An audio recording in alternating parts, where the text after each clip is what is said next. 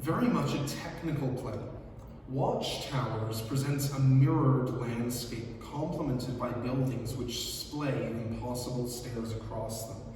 While this may look as if it's a perfect mirror image of this, they've both been drawn independently of each other and are different buildings.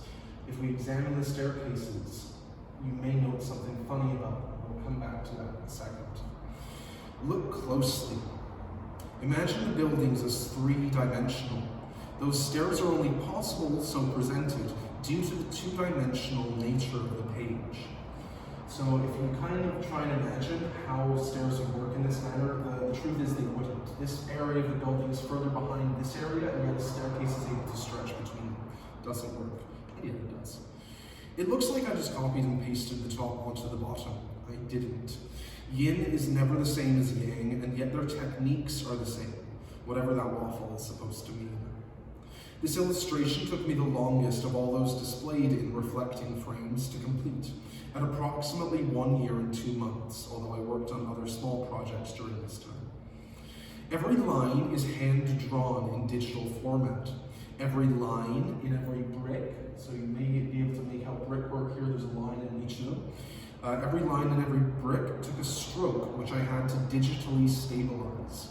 You can imagine my frustration, my commitment to persevere.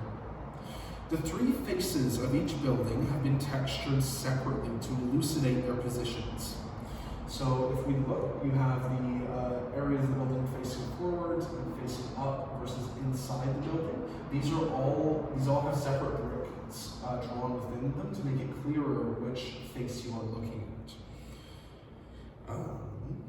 The mountain's peaks are drawn using symbol drawing techniques which mesh the notion of shading with abstractified texture.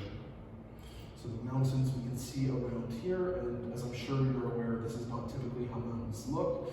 It's just enough of an impression of mountains that you can tell what's going on. The orcas and the leopard seal are approaching a kelp forest in what is less a chase than a comradely game of tag. The boats are each turtled yet upright, suggesting a pirate myth. Stars are arranged in inverted crosses, for which I'm sorry. Planets have double the usual sets of rings around them. Why not? The rivers which flow into the ocean provide a riparian influence. This is the most liminal of spaces, where liquid meets resolute solid and transcendental air. Flowers and grass present a pleasant scene. While most of my images are dark, cloying, they strive for beauty. There is an incontrovertible melancholy to each image, yet each strives to augment the aesthetic of the environment it is incorporated into. The trees are Gary oaks, a species endemic to Vancouver Island in a diminutive ecological zone which is diminishing daily. Please do your part to protect this and other such biomes.